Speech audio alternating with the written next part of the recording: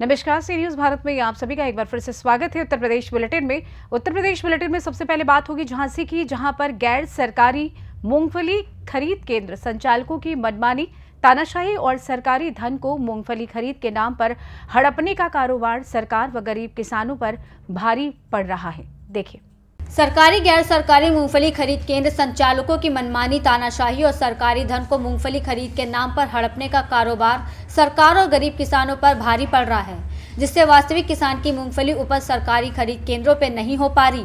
संबंधित विभाग के नीचे से लेकर आला अधिकारियों और प्रशासनिक अधिकारियों को सारी जानकारियां होने के बाद भी कार्रवाई न करना कानून व्यवस्था पर भी सवालिया निशान उठा रहा है। मामला 17 दिसंबर को मूंगफली खरीद केंद्र गुड़सराय मंडी क्षेत्र अंतर्गत टहरौली तहसील के भसने ग्राम मंडली स्थल का है, जहां किसानों के साथ अमंगल होते हुए देखा गया। यहां 3 मूंगफली खरीद केंद्र है, जिसमें पीसीयू का केंद्र खुला देखा गया, जहां मौके पर खरीद केंद्र प्रभारी जितेंद्र कुमार गायब मिले और बताया गया कि दूसरे क्षेत्र की मूंगफली यहां पर तौली जा रही है, लेकिन मौके पर कोई भी किसान से लेकर विभागीय अधिकृत कर्मचारी नहीं मिला। जबकि दूसरा खरीद केंद्र जूट संघ जैफेड लखनऊ द्वारा संचालित के संचालक सुनील कुमार भी मौके पर नहीं मिले और तीसरा केंद्र विपिन कुमार का बंद मिला। इस दौरान किसान सोनू ग्राम सिरवो का ट्रैक्टर मूंगफली से लदा बिकने आया, जिसको ना कूपन दिया गया और ना ही खरीदा गया और ट्रैक्टर को वहां से लदा हुआ वापस कर दिया गया। ग्राम भसने निवासी केशव दास ने बताया कि यहां अधिकांश अवैध कारोबारियों का माल बिकता है। जो व्यक्ति 1000 से 1500 रुपए क्विंटल से अधिक कमीशन सुविधा शुल्क देगा, उसका ही माल खरीदा जाता है। इस प्रकार लगातार गरौठा टहरौली तहसील क्षेत्र में किसानों और सरकार के साथ धोखाधड़ी बड़े पैमाने पर सरकारी खरीद केंद्र संचालक करने में लगे हुए हैं और विभागीय अधिकारियों से लेकर प्रशासन द्वारा कार्रवाई न करना लग रहा है। सरकारी मूंगफली केंद्र संचालक सरकार पर कहीं न कहीं भारी है। आपका क्या नाम है? केशव दास। क्या जी मंडी में तुलाई केंद्र है मूंगफली के, इसमें किसानों की मूंगफली तुल रही के व्यापारियों की? किसान की भी तुल रही है, बिल्कुल जी की तुल रही है। कमीशन लग रहा है? कमीशन तो लेते ही, कभी ना कमीशन का होगा। झांसी से सी न्यूज संवाददाता आशुतोष गोस्वामी की रिपोर्ट। ले चलेंगे आपको कन्नौज, जहां पर परिवहन विभाग ने बकाया वसूली के लिए एक मुश्त समाधान योजना को लागू किया। देखिए पूरा मामला। कमर्शियल वाहनों के बकाये पर छूट, परिवहन विभाग ने बकाया वसूली के लिए लागू की योजना। एक मुश्त समाधान योजना के तहत मिलेगा ये लाभ। कमर्शियल वाहनों के बकाया कर्ज के टैक्स में 100% मिल रही है छूट। एआरटीओ की अपील, 3 माह तक चलने वाली छूट योजना का फायदा उठाएं वाहन स्वामी। 6 नवंबर से शुरू की परिवहन विभाग ने छूट योजना। जिले में कमर्शियल वाहनों पर बकाया है करीब 12 करोड़ टैक्स। एआरटीओ बोली, चेकिंग में पकड़ी गाड़ी तो होगी सीज, पूरा शुल्क और टैक्स जमा करने के बाद गाड़ी को छोड़ा जाएगा। कमर्शियल वाहनों पर टैक्स के लिए परिवहन विभाग की एक मुश्त शास्ति समाधान योजना नवंबर से जारी हुई है, जो 3 महीने के लिए यानी फरवरी तक वैध है, जिसमें 200 रुपये एवं 500 रुपये का पंजीयन शुल्क जमा कर आवेदन कर सकते हैं और बकाया वाहनों पर जितनी भी शास्ति है वो 100% माफ़ हो जाएगी। अमूमन ऐसा होता है जब वाहन बकाया होते हैं तो जितना उन पर कर आरोपित होता है उतनी ही उनकी शास्ति होती है और फिर ये अमाउंट बढ़ता चला जाता है, जिसकी वजह से लोग जमा नहीं कर पाते। अब परिवहन विभाग ने, उत्तर प्रदेश सरकार ने उसको पूरी तरीके से शास्ति को माफ़ कर दिया है। तो इसके प्रचार प्रसार के लिए हमने न केवल कार्यालय में होर्डिंग लगाए हैं, जनपद में अन्य जगहों पर जैसे बस अड्डे, कलेक्ट्रेट, अन्य जगहों पर होर्डिंग लगवाए।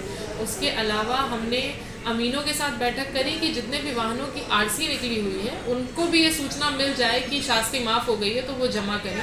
और उसका हमको एक अच्छा परिणाम भी मिला कि कल से लेकर आज तक सिर्फ 2 दिन में ही 5 आरसी बकायेदारों ने अपना कर जमा किया है। इसके अतिरिक्त हमने अपने कार्यालय के सभी पटल सहायकों को बकाये वाहन वालों की सूची दी हुई है, जिसमें मोबाइल नंबर है और वो उनसे पर्सनली संपर्क करके उनको बता रहे हैं कि ऐसी एक योजना है, आपकी शास्ति माफ़ हो जाएगी, आप इसका कर जमा करें। इसके अतिरिक्त अगर हमको सड़क पर कोई भी टैक्स में कोई ऐसा वाहन चलता पाया गया जो कर बकाया है, तो हम उसको सीज करने की कार्यवाही। कन्नौज से सी न्यूज संवाददाता सिब्बू की रिपोर्ट। ले चलेंगे आपको मुरादाबाद में, जहां पर नगर निगम द्वारा पद्म भूषण से सम्मानित तबला वादक अहमद जान थिरकवा जी की प्रतिमा लगाने को लेकर विरोध देखने को मिल रहा है। क्या है पूरा मामला, देखिए। नगर निगम द्वारा मुरादाबाद में पद्म भूषण से सम्मानित तबला वादक अहमद जान थिरकवा की प्रतिमा लगाने को लेकर विरोध देखने को मिल रहा है। तबला वादक अहमद जान थिरकवा की प्रतिमा लगाने को लेकर विवाद बढ़ता ही जा रहा है। वहीं अब इसको लेकर मुस्लिम लीग के राष्ट्रीय संयुक्त सचिव कौसर हयात ने अपनी प्रतिक्रिया देते हुए कहा कि मैं तो इसे उसी नज़र से देखता हूं जिस तरह पूरे देश में एक अभियान चल रहा है, उसी मुस्लिम विरोधी अभियान का ये हिस्सा है।